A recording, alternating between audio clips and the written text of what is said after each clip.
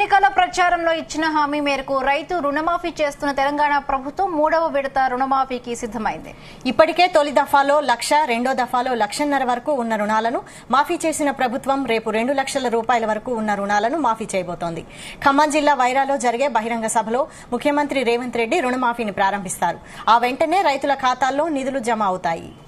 హైదరాబాద్ గోల్కొండ కోటలో జరిగే స్వాతంత్ర వేడుకల్లో పాల్గొన్న అనంతరం సీఎం రేవంత్ రెడ్డి హెలికాప్టర్లో వైరా చేరుకుంటారు. అక్కడ ఇటీవల ట్రయల్ రన్ నిర్వహించిన సీతారామ ప్రాజెక్టును ప్రారంభిస్తారు. అనంతరం జరిగే బహిరంగ సభలో రైతు రుణమాఫీని ప్రకటిస్తారు.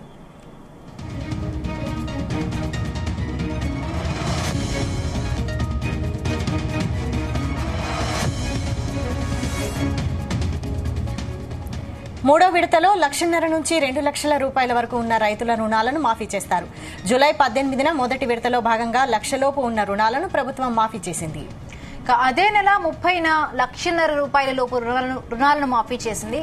ఇలా 12 రోజుల వ్యవధిలోనే మొత్తం 17.55 లక్షల మంది రైతులకు 12,000 కోట్లకు పైగా రుణాలు మాఫీ చేయడం తెలంగాణ చరిత్రలోనే ఇది మొదటిసారని ప్రభుత్వం పేర్కొంది.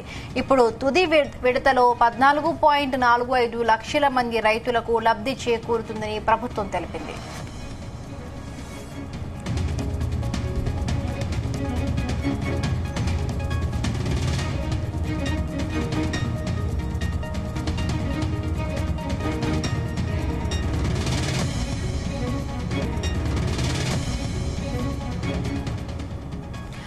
రైతిక దీనికి సంబంధించి మరిన్ని పూర్తి అప్డేట్స్ మా ప్రతినిధి యాకేష్ అందిస్తారు. యాకేష్, గుడ్ ఈవినింగ్ విందు. రేపు ఖమ్మం జిల్లాలో సీఎం రేవంత్ రెడ్డి పర్యటించబోతున్నారు. ప్రధానంగా కాంగ్రెస్ గవర్నమెంట్ ఇచ్చినటువంటి 6 గ్యారంటీల్లో ఈ రైతు రుణమాఫీ అంశానికి సంబంధించి రేపు 2 లక్షల రుణాలకు సంబంధించి కొనసాగుతుంది. ఇప్పటికే మొదటి దఫాలో 1,00,000 రూపాయలు, రెండో దఫాలో 1,50,000, మూడో దఫాలో అంటే రేపు జరిగేటువంటి కార్యక్రమంలో 2 లక్షల లోపు ఉన్న రైతుల రుణాలన్నీ కూడా మాఫీ చేస్తున్నారు. ఈ నేపథ్యంలో రేపు ఆయన ఖమ్మం జిల్లా వైరాలో జరిగేటువంటి సభకు హాజరవుతున్నారు. ఈ క్రమంలో సీఎంఓ నుంచి కూడా అధికారికంగా సీఎం పర్యటన ఖరారైంది. ఈ నేపథ్యంలో ఆయన రేపు పరేడ్ గ్రౌండ్ లో స్వతంత్ర దినోత్సవ వేడుకలు ముగిసిన అనంతరం హైదరాబాద్ నుంచి బేగంపేటలో 11:45 ఆడ ప్రత్యేక హెలికాప్టర్ ద్వారా బయలుదేరుతారు. 12:50 ఆయన పూసుగూడెంలో ఉన్నటువంటి 2వ పంప్ హౌస్ కు చేరుకుంటారు. అక్కడ ప్రత్యేకమైనటువంటి కార్యక్రమం అనంతరం కూడా 12:55 నుంచి 1:45 వరకు అంటే దాదాపు గంట సమయం వరకు కూడా ఆ పంప్ హౌస్ ని ప్రారంభించిన అనంతరం అక్కడ ప్రత్యేకమైన పూజలు చేస్తారు. అక్కడే ఆ ప్రాజెక్టు సీతారామ సాగునీటి ప్రాజెక్టును ఆయన సందర్శిస్తారు. మంత్రులతో పాటు సీఎం సందర్శించిన అనంతరం అక్కడ మీడియా సమావేశం ఏర్పాటు చేస్తారు.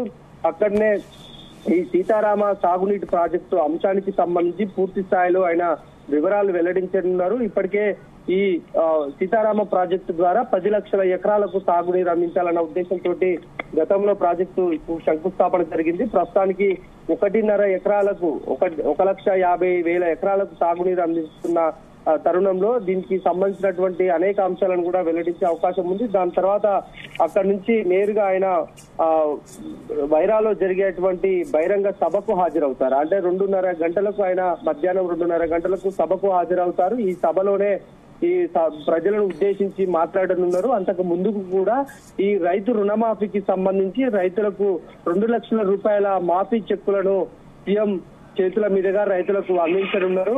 అయితే ఈ కాంగ్రెస్ గవర్నమెంట్ రైతు సంక్షేమం కోసం పెద్ద ఎత్తున కృషి చేస్తుంది, పాటుపడుతుంది.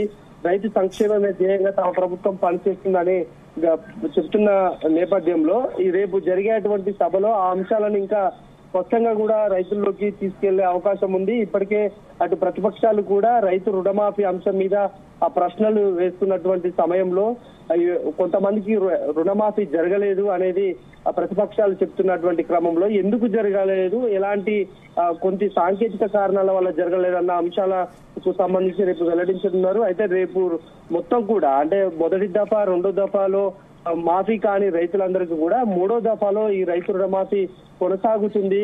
పూర్తి స్థాయిలో దీనికి సంబంధించినటువంటి ఒక ప్రక్రియ పూర్తి కాబోతుందని మంత్రి తుమ్మల నాగేశ్వరరావు కూడా ఇప్పటికే చెప్పినటువంటి సందర్భం. దాదాపు 42 లక్షలకు పైగా కూడా రైతుల అకౌంట్స్ తమ వద్ద ఉన్నాయి.